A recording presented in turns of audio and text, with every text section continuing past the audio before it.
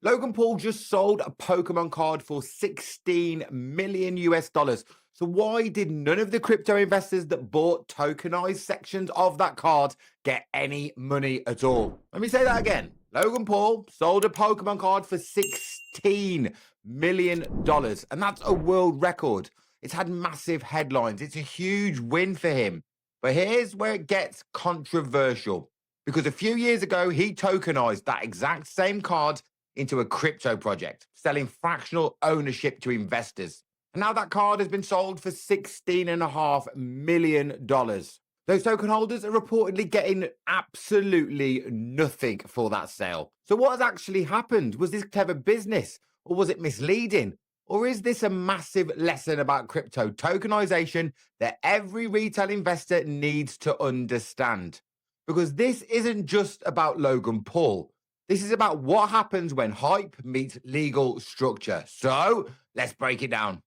I am not a financial advisor. This video is based solely on my opinion on what I'm personally doing in this market. I also want to let you know that some of the links below and in the descriptions are affiliate links, meaning I may get a commission, but it will be at no extra cost to you. Please remember that under no circumstances will I ever contact you and ask you for investments. You can confirm all of my real social media handles in the description and also at milkshakematty.com. This content is for educational and entertainment only, and I'm not a financial advisor. Let's start with the facts. Logan Paul owned one of the rarest Pokemon cards ever created.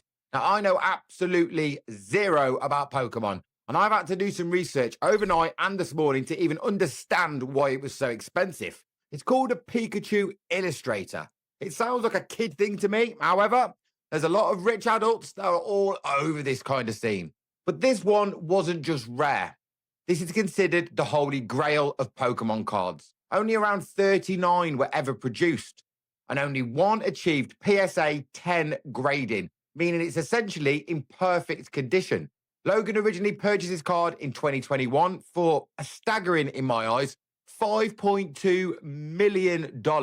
At the time, people thought that was insane. Now, fast forward to 2026, and he sells it at auction for approximately $16.49 million US dollars. That makes it the most expensive trading card ever sold. It's a Guinness World Record, one of the biggest flips in collectibles history. And on the surface, it looks like a genius investment.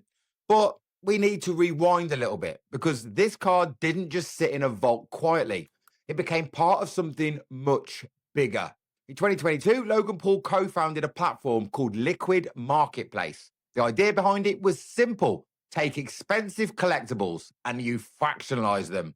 Then you sell digital tokens representing slices of ownership. Instead of needing millions to buy a rare card, you could buy a fraction.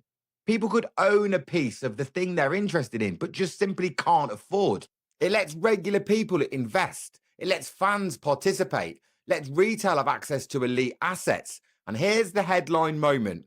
Logan announced he would tokenize up to 51% of the Pikachu Illustrator card. Now, pause for a second, because this is important. If you hear 51% ownership available, what does that imply to you? Most people would assume if the asset goes up in value, that you participate. That's how shares work. That's how equity works. That's how most investors think. But crypto isn't always structured that way. Although up to 51% was marketed, only around 5.4% was actually sold to investors. That raised roughly only $270,000 US dollars. Now, I say only because for me, even if $270,000 for a card would be insane, but that only represented 5.4%. So the full 51% never left Logan's control, but still, there were real people who bought fractional tokens tied to this card. They believed they had exposure. Now, here's the critical question.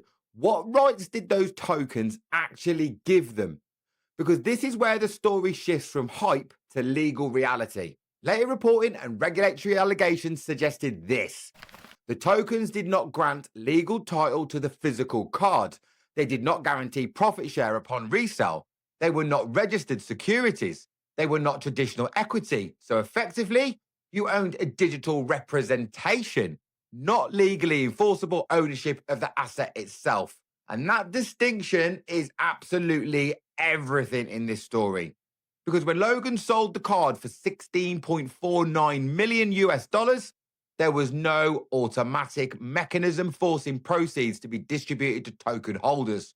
And that's where the outrage has begun. In 2024, the Ontario Securities Commission filed enforcement action against Liquid Marketplace. Now, this is important. These are allegations, not convictions. But the claims included selling unregistered securities, misleading investors about ownership structure, and operating without proper regulatory registration. And also, this is an important one, misappropriation of funds. The regulator described it as a multi-layered fraud in its filings. Logan Paul himself was not personally named in the action, but the platform he co-founded was at the center of it. And that matters to this story again, because this shifted the conversation from cool idea, bro, to legal risk. Logan later stated publicly that only 5.4% was sold. He repurchased that stake at cost. Investors were able to withdraw funds. According to his account, the fractional ownership was reversed before the major sale occurred. So from a strict structural perspective, by the time the card was sold for 16.49 million, he owned it fully again. But here's the emotional angle. If I bought exposure to something at $5 million and it later sells for $16 million and I only get my original money back, I'm probably not feeling great. And that's where perception and legality has a split on this conversation. Because the real issue is this: tokens do not equal ownership. And this is the part every crypto investor needs to understand. We're entering a world of tokenization. Real estate is being tokenized. Stocks is being tokenized. Fine art is being tokenized. Luxury watches, wine, commodities. But here's the cold reality. A token is just a digital entry. It does not automatically equal legal ownership, voting rights, profit rights, and anything that's enforceable in a claim. Those rights must be explicitly written into the legal agreements. And most retail investors do not read those agreements. They read the headlines, they see the hype, they assume structure, and that assumption is dangerous. This situation for me is way bigger than Logan Paul. It highlights a recurring pattern in crypto cycles. New innovation appears, retail piles in, structure is unclear, regulators step in, retail then feels burned, and we saw it with the ICOs, we saw it with NFTs, and we've seen it with yield farms. And now we're seeing it with tokenized real-world assets. Tokenization is powerful, but without legal clarity, it just becomes marketing. And marketing without clarity creates resentment. So, was it a scam? Let's be precise. There is no criminal conviction. There is no court ruling. There are regulatory allegations against the platform, but calling it a scam outright would be legally reckless. But we can say this: the expectations of many retail investors clearly did not align with the legal structure of what they bought. And that disconnect is the real story. And this isn't about Logan Paul. It's about tokenization, because this scene is getting bigger and bigger and bigger.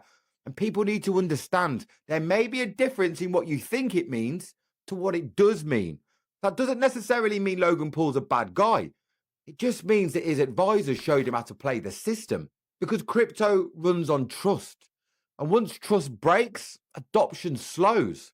So for me, let's get some clarity around this subject so people can understand it. We need to look at this collectibles versus crypto mindset, because this is fascinating to me. I've gone down a right rabbit hole with this one. Remember, I knew absolutely zero about Pokemon at all whatsoever until yesterday. Because in the collectible world, buy low, sell high. That's it. That's what they do. They want a collectible. You see it for one price, you hope to sell it for more. The ownership is simple, but in crypto, you can have exposure without ownership. You can have tokens without rights.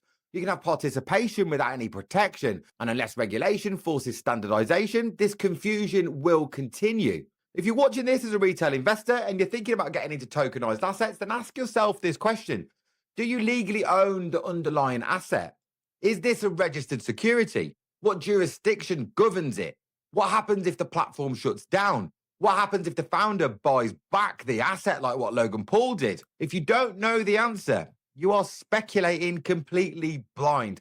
And that's not your fault. It's designed to be complex. But speculation without structure is nothing more than gambling. Now listen, tokenization is not going anywhere. It's here to stay in my eyes. In fact, major institutions are building infrastructure especially for this. Banks, governments, asset managers. The difference is this though. They are structuring it within regulated frameworks, because once real money flows in, Legal enforceability becomes non-negotiable. Retail learned that lesson the hard way, but institutions are building it differently. And this is exactly why education matters, because crypto is not just about charts and hype. It's about understanding structure, understanding risk, understanding leverage, understanding legal frameworks. And inside the Crypto Wolfpack, we focus heavily on education first. The conversations are all based around these kind of subjects, because the goal is not just to make money in bull markets, it's to survive long term. If you want structured education, chart breakdowns, and risk management strategy discussions, along with daily live streams, head over to the Crypto Wolfpack. There's a link in the description, or you can head over to cryptowolfpack.co.uk. And if you're brand new, we also have a completely free crypto liftoff course. Again, head to cryptowolfpack.co.uk, or there's a link in the description. It's 100% free, and it will show you the exact strategies that I've used to make money in multiple bull markets and bear markets. So, guys, I want to know, what do you think? Was this a smart business move by Logan Paul, or was it misleading? Or is this simply a case of investors not fully understanding what they were buying? Because in crypto, ownership isn't always what it seems. I appreciate every single one of you for making it all the way to the end of this video. Please hit that like button, hit that subscribe button, and look below me now if you're on YouTube. If there's a button that says hype, then please press that hype button. It's 100% free to do, and it will give the channel an algorithmic boost from YouTube. I'll see you on the next one. And remember this, the strength of the wolf is in the pack.